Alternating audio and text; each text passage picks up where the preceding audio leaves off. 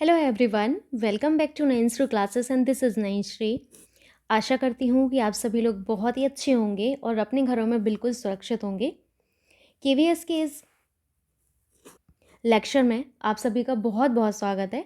आज हम यहाँ पर व्यक्तिगत भिन्नताओं पर आधारित शिक्षण विधियाँ पढ़ने वाले हैं। कल के लेक्चर में भी आपने यही पढ़ा है। आपने व्यक्तिगत विभिन्नताओं के बारे में जाना था कि आखिर एक टीचर होने के नाते आपको व्यक्तिगत विभिन्नता क्यों पढ़ना है। मैंने आपको समझाया था। उसके बाद मैंने आपको व्यक्तिगत विभिन्नताओं पर आधारित शिक्षण विधियाँ बताई थीं। 2 शिक्षण विधियाँ मैं आपको ऑलरेडी पढ़ा चुकी हूँ और बाकी आज जो मैं आपको शिक्षण विधियाँ बताने वाली हूँ उसके बाद की शिक्षण विधियाँ हैं। ठीक है, एक बार मैं आपको संक्षेप में कल का जो लेक्चर था वो बता देती हूँ कि आपने व्यक्तिगत विभिन्नताओं को क्यों पढ़ा। एक टीचर होने पर आपको व्यक्तिगत विभिन्नताएं पढ़ने की क्यों आवश्यकता है। देखिए, केवीएस का एग्ज़ाम आपका एस्टेट से हटकर होता है। एस्टेट में आपकी फैक्चुअल चीज़ें आती हैं, वहीं पर आपके केवीएस जो आपका एग्ज़ाम है इसमें आपसे व्यवहारिक चीज़ें पूछी जाएंगी। व्यक्ति विभिन्नताओं पर आधारित आपसे शिक्षण विधियाँ जो आप पढ़ रहे हैं इनसे क्वेश्चन बन सकता है, लेकिन आपसे मैक्सिमम क्वेश्चन व्यवहारिक रूप से ही पूछे जाएंगे। आपको अपनी यहाँ पर जो आपकी सोच है इसको आपको डेवलप करना है। आपको फैक्चुअल चीज़ों पर कम से कम ध्यान देना है, लेकिन आपको जितना भी पढ़ाया जा रहा है उसको पढ़ के आपको बस अपनी सोच को इस तरीके से बनाना है कि आप उस क्वेश्चन को कर पाएँ। ठीक है, तो आइए व्यक्तिगत विभिन्नताओं को आपने क्यों पढ़ा था एक बार मैं बता देती हूँ। देखिए, व्यक्तिगत विभिन्नताओं को इसलिए पढ़ रहे हैं आप ताकि आप जब एक टीचर बन के स्कूल में जाएंगे तो आप व्यक्तिगत विभिन्नताओं का सम्मान करें। इन्हीं व्यक्तिगत विभिन्नताओं का सम्मान करना आपको जो है आना चाहिए। क्यों आना चाहिए व्यक्तिगत विभिन्नताओं का सम्मान करना?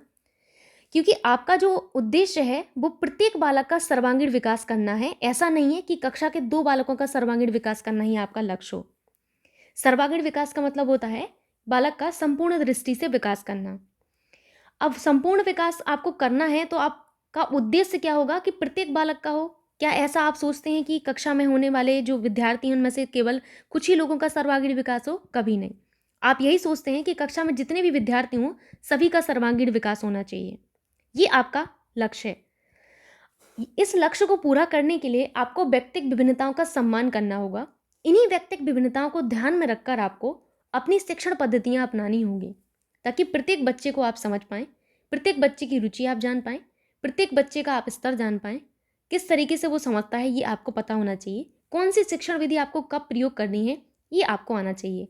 यही आपको व्यक्तिगत विभिन्नताओं में सिखाया जाता है कि आप अवहेलना ना करें, मतलब किसी भी बच्चे को क्रिटिसाइज ना करें, बल्कि आप प्रत्येक बच्चे की व्यक्तिगत विभिन्नता का सम्मान करें। ये आपको यहाँ पर समझना है। यही आपसे एग्जाम में पूछा जाएगा। आप देखिए, जितनी भी चीज़ें मैं बोलती हूँ उन पर ज़्यादा ध्यान किया करिए क्योंकि यही आपको सीखना है। आपको रटना नहीं है। अगर आप रट के जाएंगे केवीएस के एग्जाम में, मैं आपको गारंटी देती हूँ कि कोई मतलब नहीं निकलेगा। ऐसे ही सीटेट में होता है, रट के जाने से कुछ नहीं होता। वहाँ पर जो क्वेश्चन होते हैं वो बिल्कुल व्यवहारिक क्वेश्चन होते हैं। ये आपकी थिंकिंग जो है ना वो उस सब पर डिपेंड करते हैं। आप अपनी थिंकिंग को डेवलप करिए। आप बिल्कुल इस चीज़ से परे नहीं रहिए कि आपको यहाँ पर सिर्फ और सिर्फ रट के जाना है। ठीक है, आप समझने की कोशिश करिए चीज़ों को ज़्यादा से ज़्यादा कि आप व्यक्ति विभिन्नता पढ़ रहे हैं तो क्यों पढ़ रहे हैं। आई होप आप इतना समझ गए होंगे। इस 3-4 मिनट का जो मैंने बोला है इतना लेक्चर, तो वो आपको मैं इसीलिए हर रोज़ बोल रही हूँ ताकि आप रटने पर जोर ना दें। आप इसको समझें, तभी आपका काम बन पाएगा। ठीक है, तो एज अ टीचर आपको क्या करना है? व्यक्तिगत विभिन्नताओं का सम्मान करना है। क्यों? क्योंकि आप एक राष्ट्र निर्माता हैं। एक राष्ट्र निर्माता होने के नाते आपका जो परम उद्देश्य होगा वो क्या होगा कि आप प्रत्येक बच्चे का सर्वांगीण विकास कर सकें। उसके लिए ज़रूरी है आप प्रत्येक बच्चे की व्यक्ति विभिन्नता का सम्मान करें, उनको क्रिटिसाइज ना करें। ठीक है, इसीलिए आप ये पढ़ रहे हैं ताकि आप प्रत्येक बच्चे की भिन्नता को समझें, उनका सम्मान करें, इसीलिए आप पढ़ रहे हैं। अब यहाँ पर मैंने आपको किंडरगार्टन विधि आज बताने वाली हूँ। उसके बाद जितनी आपकी मेथड्स हैं वो सारे मैं आज डिस्कस कर दूंगी। किंडरगार्टन विधि आपके जो प्रतिपादक हैं वो आपके फ्रॉबेल हैं। फ्रॉबेल आपके एक जर्मनी की मनोवैज्ञानिक हैं। किंडरगार्टन नाम से ही स्पष्ट है, गार्डन से आप समझ रहे हैं बगीचा। ठीक है, इस विधि में आपका होता क्या है कि विद्यालय एक बगीचे की भांति रहता है। किसकी भांति? बगीचे की भांति। बच्चे को एक पौधे की भांति और अध्यापक को माली की भांति यहाँ पर ट्रीट किया जाता है। जैसे एक बगीचा जो होता है वहाँ पर कई सारे पौधे होते हैं कि नहीं? आप सभी ने देखा होगा। कंपनी गार्डन तो आप सभी के यहाँ होगा ही। तो कंपनी गार्डन जब जाते होंगे तो कंपनी गार्डन में जो देखते हैं वो तो देखते ही हैं आप लोग, उसके अलावा पेड़ पौधे भी देखते होंगे, है ना? तो एक माली जो होता है उसका काम क्या होता है, इन सभी पौधों को सिंचित करना, मतलब इनको समय समय पर पानी देना, यही आपका कार्य होगा। आप एक माली की भांति जाएंगे। देखिए, आप अपने आप को हमेशा सुगमकर्ता की भांति जो है वहाँ पर व्यवहार करना। जब आप एक सुगमकर्ता की भांति व्यवहार करेंगे, आपकी शिक्षण पद्धतियाँ बहुत अच्छी होंगी। आप इस तरीके से समझा ले जाएंगे ना बच्चों को कि बच्चे बिल्कुल आपको छोड़ेंगे नहीं। तो आप सुगमकर्ता की भांति ही रहना। तो यहाँ पर देखिए, माली आपको क्या कर रहा है, माली की भांति इसीलिए व्यवहार करवाया जा रहा है यहाँ पर, ताकि आप प्रत्येक बच्चे को जो है क्या करें, सिंचित कर सके। जैसे माली अपने उद्यान में, बगीचे में पौधों को सिंचित करता है, ऐसे ही आप अपने बच्चों को सिंचित कर सकें। मतलब अपने बच्चों के क्या करें, एक सुगमकर्ता की भांति व्यवहार करें, है ना। सुगमकर्ता आप समझ रहे हैं ना। देखिए, आपको मैं आसान भाषा में समझाती हूँ। आपका और मेरा बचपन कैसा बीता है, जहाँ पर हमारी क्लास में काफ़ी सारे बच्चे होते थे और हमारे टीचर कैसे थे कि मतलब लातों घूंसों डंडों से ही मारते थे। आप सभी को याद होगा, डस्टर करके पीछे हाथ पे पढ़ा होगा सबको, मुझे भी पढ़ा है, डोंट वरी, सबको पढ़ता है वो। और कुछ क्लास में एक आध ऐसा बच्चा होता है, आपने खुद देखा होगा, कि उसको तो टीचर इतना प्यार करते हैं, इतना प्यार करते हैं, अगर वो होमवर्क ना भी करके लाए ना, तब भी क्या करता है टीचर, अरे बेटा कोई बात नहीं, चलता है। लेकिन वहीं पर हमको कूट दिया जाता है, हाथ उल्टा करो, दो झपाक से हम लोगों को लगता था जब डस्टर, तो यहाँ से पूरी उंगलियां रेड हो जाती थी। याद है कि नहीं आप सबको। तो ये क्या, ये सुगम करता नहीं है, ये सुगम करता नहीं है ये टीचर। क्यों नहीं है, क्यों, क्योंकि एक तो देखिए वो भेदभाव कर रहा है, दूसरा आपको पता है शारीरिक दंड देना अब तो बिल्कुल आपका बंद ही कर दिया गया है, सभी ने पढ़ा हुआ है एक्ट, है ना।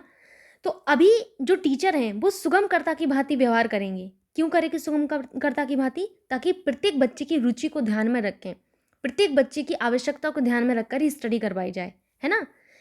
यही है आपका किंडरगार्टन प्रणाली में, कि आपका विद्यालय बगीचा, बच्चा पौधा और आपका अध्यापक माली की भांति व्यवहार करता है। ये जो आपका किंडरगार्टन प्रणाली है, ये बाल केंद्रित प्रणाली है। बाल केंद्रित का मतलब एक बार समझ लीजिए, आसान भाषा में आपको समझ में आ जाएगा, कोई बड़ी बात नहीं है। बाल केंद्रित यानी कि जिसमें बालक जो है आपके केंद्र में रहता है। क्या होता है, बालक केंद्र में रहता है। मतलब क्या हुआ इसका, ये तो आपने संधि का विच्छेद कर दिया है ना।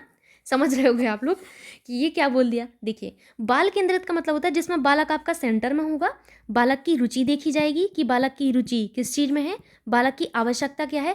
ऐसा नहीं करना है कि बालक जो कक्षा 2 में पढ़ रहा है लेकिन आप उसको होमवर्क दे रहे हैं कक्षा 5 का।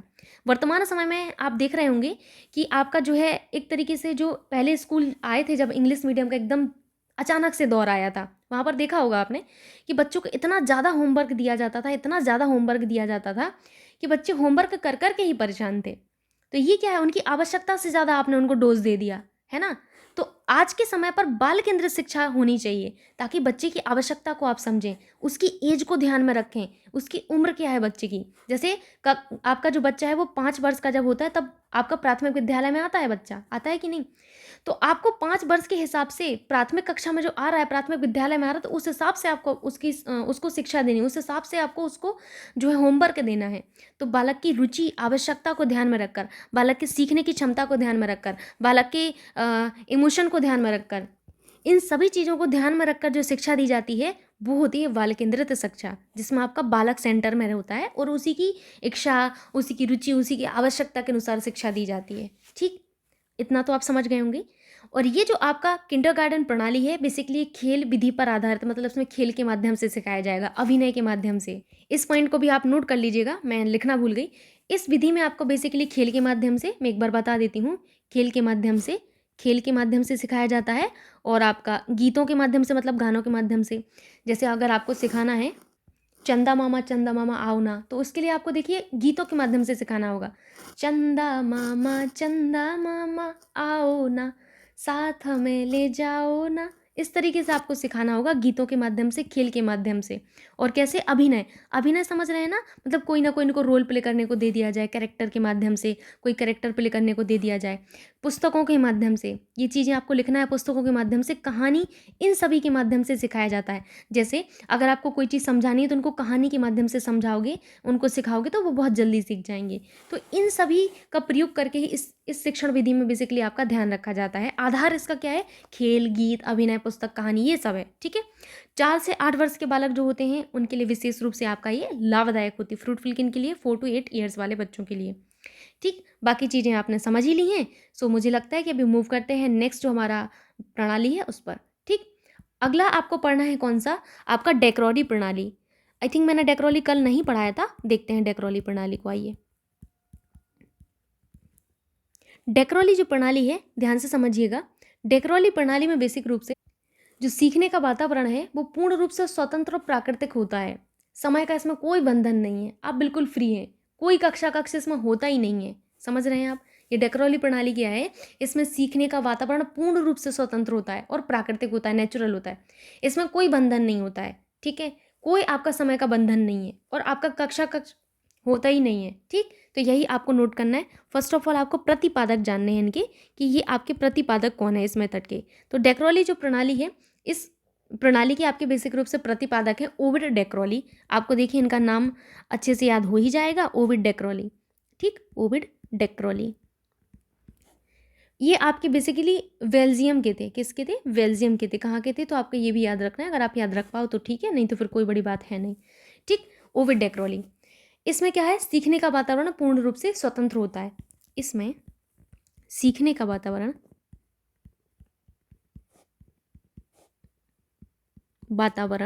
पूर्ण रूप से स्वतंत्र होता है,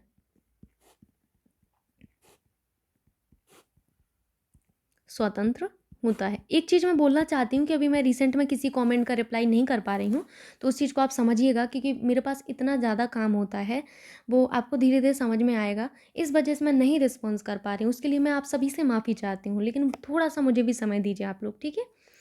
स्वतंत्र व प्राकृतिक होता है, ठीक है, स्वतंत्र व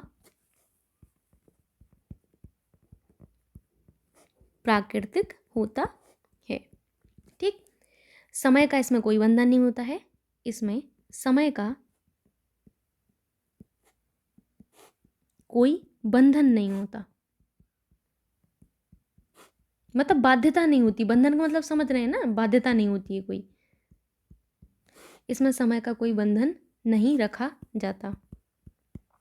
जाता है, तथा कोई कक्षा कक्ष नहीं होता, कोई कक्षा कक्ष भी नहीं होता, कक्षा कक्ष भी नहीं होता,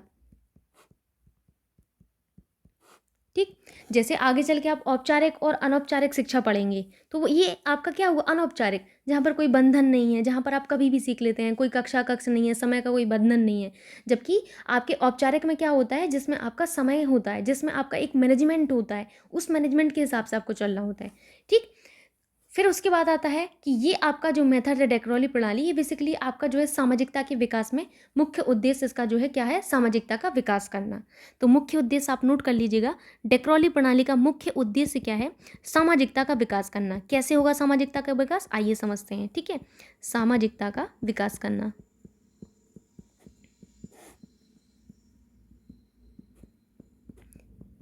सामाजिकता का विकास कैसे होगा, देखिए एक तो सबसे पहले इन्होंने एक जो लाइन बोल दी ना कि इसमें समय का तो कोई बंधन नहीं है और ना ही कक्षा कक्ष होता है। जब कक्षा कक्ष नहीं है तो क्या होगा, बच्चे अपना जो है एक एक तरीके से स्वतंत्र हैं, वो लोग एक दूसरे से इंटरेक्ट करने के लिए एकदम से स्वतंत्र हैं। जब एक दूसरे से इंटरेक्ट करेंगे, अपने विचारों का आदान प्रदान करेंगे, तो आप सभी को पता है कि सामाजिकता का विकास भी तभी होता है जब बच्चा दूसरे बच्चे के साथ इंटरेक्शन करता है। विदाउट इंटरेक्शन संभव ही नहीं है कि किसी बच्चे का आपका जो है सामाजिकता का विकास हो जाए। सामाजिकता का विकास होता ही तभी है जब बच्चा इंटरेक्ट करता है, अपने विचार विमर्श दूसरों के साथ शेयर करता है, अलग अलग तरीके की एक्टिविटी करता है ना। इससे क्या होगा, बच्चे की तर्क करने की क्षमता का विकास होता है। जब बच्चा इंटरेक्ट करता है ना, तभी बच्चे के अंदर तर्क करने की क्षमता का विकास होता है, सोचने विचारने की क्षमता का विकास होता है। तो ये सामाजिकता पर ही डिपेंड है, और सामाजिकता का विकास करना ही इस प्रणाली का, डेक्रोली प्रणाली का मुख्य उद्देश्य होगा, ठीक। सो आई होप आप समझ गए होंगे। आइए चलते हैं नेक्स्ट मेथड पर, जो कि है आपका मॉन्टेसरी प्रणाली, ठीक है। मॉन्टेसरी योजना भी कहते हैं, मॉन्टेसरी योजना। ये जो मॉन्टेसरी योजना है, देखिए नाम से ही स्पष्ट है कि ये आपके किसने दिया है। तो आप प्रतिपादक में नोट कर सकते हैं कि आपके मॉन्टेसरी प्रणाली के जो आपके प्रतिपादक हैं, मैडम मारिया मॉन्टेसरी हैं। प्रतिपादक मैडम मारिया मॉन्टेसरी।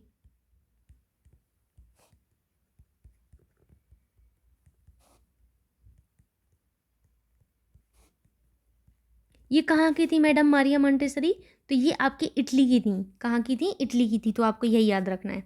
ठीक, ये जो आपकी बेसिकली मॉन्टेसरी आपकी योजना है, ये आपके 3 से 6 वर्ष के बालकों के लिए उपयोगी है। वाई का मतलब ईयर समझिएगा, 3 से 6 वर्ष के बालकों के लिए उपयोगी।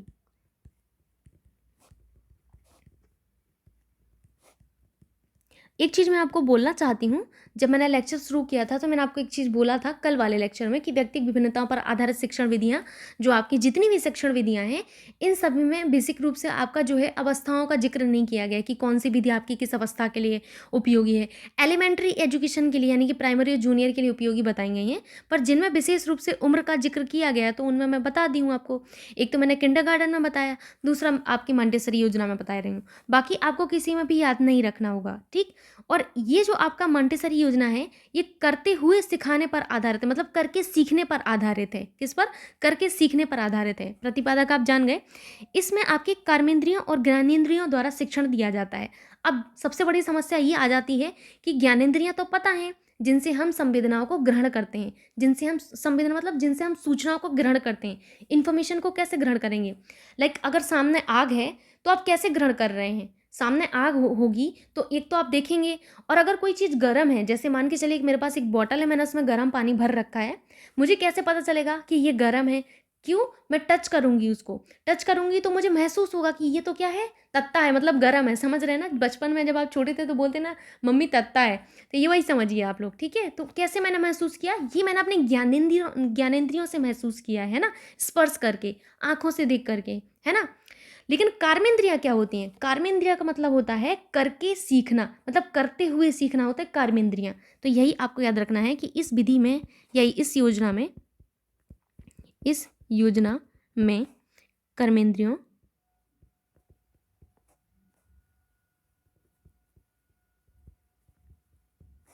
एवं ज्ञानेंद्रियों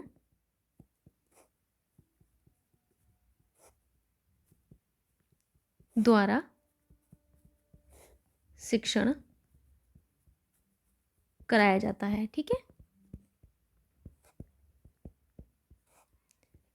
कर्मेंद्रियां मैं यहाँ पर एक आपको लिख के दे देती हूँ तो आपको प्रॉब्लम नहीं होगी। कर्मेंद्रियां का मतलब है आपका करते हुए सिखाना, ठीक है।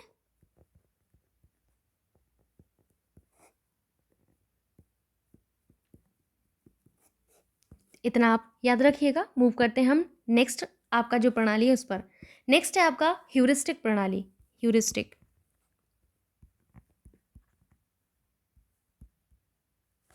ह्यूरिस्टिक प्रणाली, ये जो आपकी ह्यूरिस्टिक प्रणाली है, ये आपके बेसिक रूप से ह्यूरिस्टिक शब्द जो आपका है इससे आपका बना हुआ है, ठीक। और ये जो ह्यूरिस्टिक है ये आपके ह्यूरिस्टिको यानी कि ग्रीक भाषा के शब्द ह्यूरिस्टिको से बना है। किससे? ह्यूरिस्टिको से। तो सबसे पहले तो हम यही जान लेते हैं, लेकिन उसके पहले प्रतिपादक इनकी जान लीजिए। प्रतिपादक एक बार आपको याद रखना जरूरी है। प्रतिपादक, प्रतिपादक कौन है ह्यूरिस्टिक प्रणाली के? तो प्रतिपादक है आर्मस्ट्रॉन्ग। कौन है? आर्मस्ट्रॉन्ग। कहाँ के थे ये? अमेरिका के थे। तो अमेरिकी मनोवैज्ञानिक हैं ये, अमेरिका। ह्यूरिस्टिक शब्द जो है आपका बेसिकली ग्रीक भाषा के ह्यूरिस्टिको से बना है, ठीक। तो मैं यहाँ पर एक बार लिख देती हूँ, ग्रीक भाषा के शब्द किससे बना है? ह्यूरिस्टिको से।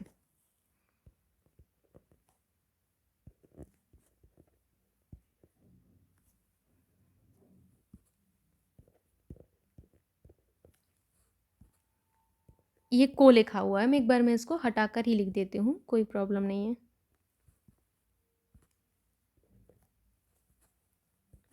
इसका मतलब क्या होता है ये तो आपने जान लिया कि ग्रीक भाषा के ह्यूरिस्टिको से बना है। इसका अर्थ जो होता है वो होता है मैं बोलता हूँ। अर्थ क्या है इसका? मैं बोलता हूँ, मैं बोलता हूँ। इस विधि में होता क्या है? तो इस विधि में बेसिक रूप से अध्यापक जो होता है वो बच्चों के सामने एक प्रॉब्लम यानी कि समस्या उत्पन्न करता है और बच्चे इस समस्या का समाधान खुद से ढूंढते हैं, ठीक। अब ऐसा आपको सब्जेक्ट सोचना है कि जिसमें बच्चों को प्रॉब्लम दे दी जाए फिर उसका समाधान बच्चे खुद ढूंढें। तो आपका आंसर आएगा मैम गणित ऐसा सब्जेक्ट है, साइंस है। तो गणित और साइंस में बेसिक रूप से आपका ह्यूरिस्टिक प्रणाली जो है वो आपकी यूजफुल होती है, ठीक। तो आपको यही नोट कर लेना है कि इस विधि में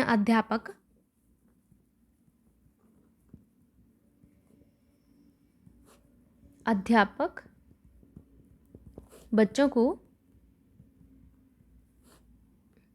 के समक्ष क्या करता है, समस्या उत्पन्न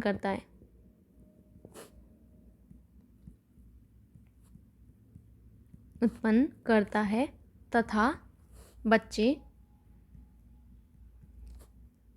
स्वयं इस समस्या का समाधान ढूंढते हैं।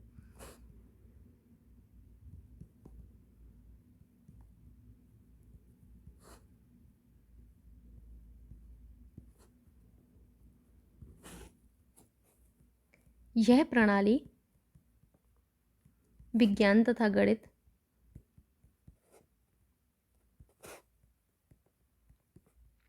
विषयों के लिए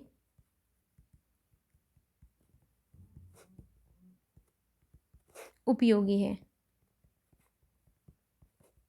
ठीक, इतना ही बस आपको नोट करना है इसमें, बाकी आपको इतना जानना नहीं है। नेक्स्ट है आपका कौन सा, नेक्स्ट है आपका बेसिक शिक्षा प्रणाली। बेसिक शिक्षा प्रणाली, बेसिक शिक्षा प्रणाली को अगर आप समझ ले गए तो आप आसानी से इसको जो है अपनी भाषा में, अपनी लैंग्वेज में इसको लिख सकते हैं। तो बेसिक शिक्षा प्रणाली जो है, बेसिक रूप से इसके प्रतिपादक कौन है, तो इसके प्रतिपादक हैं हमारे गांधी जी। ठीक है, प्रतिपादक।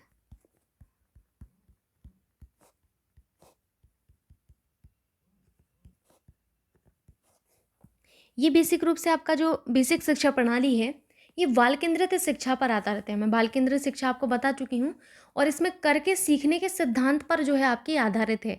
मतलब इसमें करके सिखाया जाता है। बेसिक शिक्षा प्रणाली विशेष रूप से इसी बात पर बल देती है कि बच्चों को करके सिखाया जाए, है ना। और इसमें हस्तकला की बुनियादी शिक्षा पर विशेष रूप से ध्यान दिया जाता है। किस पर, हस्तकला की बुनियादी शिक्षा पर, ताकि बच्चा आगे चल के हस्तकला जैसे क्षेत्रों में भी अपना हाथ आजमा सके। अगर वो अपना जो है शिक्षा के क्षेत्र में ऐसा कुछ उपलब्धि नहीं हासिल कर पा रहा है, तो कुछ ना कुछ उसके पास हो ताकि वो अपना घर चला सके। ठीक है, ऐसा नहीं है कि उसके पास नौकरी नहीं है तो वो घर बैठ जाए। हमारे गांधी जी यही चाहते थे कि अगर आगे चल के हमारे पास संसाधन नहीं हुए, या फिर अगर हर कोई शिक्षा नहीं ले पाया, तो एटलीस्ट उसके पास इतना चीज़ें रहें कि वो घर में कुछ ऐसा अपना करे, जैसे हस्तकला जैसी चीज़ें, ताकि वो अपने परिवार का लालन पालन कर सके। तो ये क्या है, आपका बेसिक शिक्षा प्रणाली है। ठीक, तो आपको यही नोट करना है, इस प्रणाली में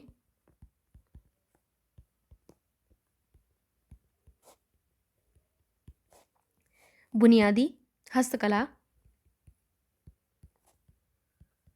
की शिक्षा पर ध्यान दिया गया।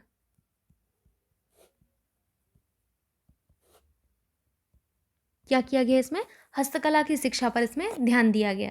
ठीक, यह प्रणाली करके सीखने पर, करके सीखने मतलब जैसे कोई चीज़ अगर आपको सीखना है तो वो आप प्रैक्टिकल करके देखें, उस चीज़ को करके देखें। ठीक, करके सीखने पर आधारित है।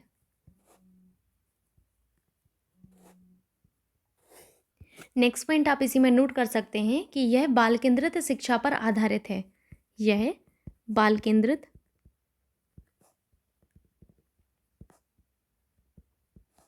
शिक्षा पर आधारित है।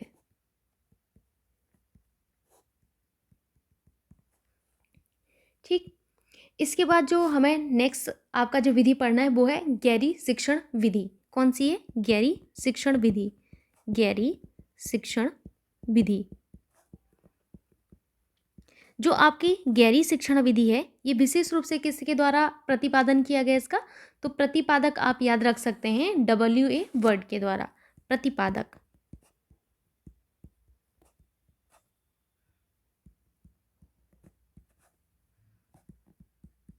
WA वर्ड याद रखिएगा।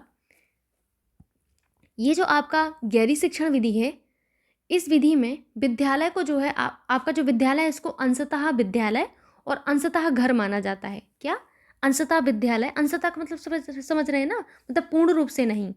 इसको घर और विद्यालय दोनों ही माना जाता है। तो विद्यालय को, आपका ये जो विद्यालय है, इस विद्यालय को आपका घर भी माना जाएगा और विद्यालय माना जाएगा। देखिए ऐसा क्यों किया जा रहा है, विद्यालय को विद्यालय क्यों नहीं माना जा रहा है, घर क्यों माना जा रहा है, क्योंकि एक जो बच्चा है, जब वो शुरुआत में स्कूल आता है, प्राइमरी स्कूल की मैं बात कर रही हूँ, जब वो प्राइमरी स्कूल में आता है, प्राथमिक विद्यालय में आता है, तो आप देखते होंगे कि बहुत छोटा होता है बच्चा, और वो उस टाइम अपने घर से निकल के आता है तो उसको घर की याद ना आए, ताकि घर की याद ना आए। अगर उसको घर की याद आ गई तो आप समझ सकते हैं कि फिर वो घर की ही जिद लगा लेगा, ना तो उसका पढ़ने में मन लगेगा, ना कुछ होगा। तो इस स्थिति में अगर आप विद्यालय को घर की तरह ट्रीट करेंगे, मतलब आप घर की तरह ट्रीट करने का मतलब ये नहीं है कि घर वहाँ पर आप स्कूल में जाके गैस सिलेंडर रख दीजिए, है ना, बेड रख दीजिए तो घर बन गया, नहीं। यहाँ पर आपको आपको एज अ पेरेंट्स, आप देखिए एक राष्ट्र निर्माता हैं, आप एक टीचर हैं, तो आपको वहाँ पर पेरेंट्स की भांति भी व्यवहार करना होगा। जब आप पेरेंट्स की भांति व्यवहार करेंगे तभी आप इन बच्चों को कन्विंस कर पाएंगे पढ़ाने के लिए, है ना। तभी आप ये बच्चे जो हैं इनको पढ़ने के लिए आप कन्विंस कर पाएंगे और ये प्रेरित होंगे, तब जाके ये पढ़ेंगे। एक छोटा बच्चा आया है, अगर आपने उसको शुरुआत से ही इस तरीके से व्यवहार किया, वो अगले दिन अगर गलत तरीके से आपने व्यवहार किया, मतलब उसको ऐसा फील नहीं हुआ कि उसको वहाँ पर स्कूल में अच्छा लग रहा है, तो वो अगले दिन से नहीं आएगा। पहले ही दिन आपने उसको कूट काट दिया तो अगले दिन स्कूल नहीं आएगा। क्यों नहीं आएगा? क्योंकि पहले ही दिन उसका इतना बुरा गया है और उसको घर में ऐसा वातावरण मिला नहीं। घर में तो वो बड़ा अपने राजा था और लड़की जो थी वो अपने घर में रानी थी, ठीक। तो जब ऐसी स्थिति आती है, तो जब बच्चा स्कूल आता ही आता है, तो आपको बच्चे के साथ एज अ पेरेंट्स भी वहाँ पर बिहेव करना होता है। कई बार पेरेंट्स की भांति समझाना होता है, आपको टीचर को थोड़ी देर साइड में रखना होता है और आपको एज अ पेरेंट्स वहाँ पर कार्य करना होता है। तो बच्चे आपके तभी स्कूल में पढ़ने के लिए प्रेरित होते हैं, है ना, तभी उनके अंदर पढ़ने के लिए मोटिवेशन आता है। अगर शुरुआत में ही बच्चे के अंदर मोटिवेशन जो है आपका ख़त्म हो जाएगा पढ़ने का, तो वो बच्चा कभी आगे नहीं बढ़ पाएगा, कभी वो संभव ही नहीं है कि वो आगे बढ़ जाए। तो शुरुआत में मोटिवेशन होना बहुत ज़रूरी है। जब वो आया ही आया है, बिल्कुल नया नवेला है, एक आप ऐसे समझ सकते हैं कि वो बच्चा बिल्कुल मिट्टी जो होती है ना, मिट्टी की तरह है, कच्ची मिट्टी की तरह है। आप उसको जैसा ढालना चाहें वैसा ढाल सकते हैं, लेकिन एक बार यही मिट्टी आपकी सूख जाएगी तो इसको आप फिर ढाल नहीं पाएंगे। मिट्टी जब गीली होती है तो आप उसको कोई सा भी शेप एंड साइज दे सकते हैं अकॉर्डिंग टू योरसेल्फ, है ना।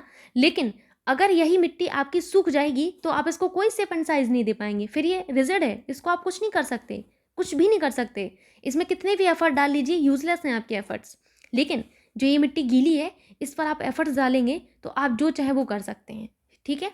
यही है वो बच्चा, जो नया बच्चा स्कूल में आया है ना, वो कच्ची मिट्टी ही है, जो बिल्कुल गीली मिट्टी है, जिसको आप जो चाहें वो बना सकते हैं। मुझे लगता है इतनी सिंपल भाषा में आप समझ गए होंगे कि किस तरीके से जो है आपको यहाँ पर एक पेरेंट्स की भांति व्यवहार करना होगा, ठीक। तो गहरी शिक्षण विधि यही है कि जिसमें विद्यालय को विद्यालय और घर दोनों की भांति यहाँ पर माना जाता है।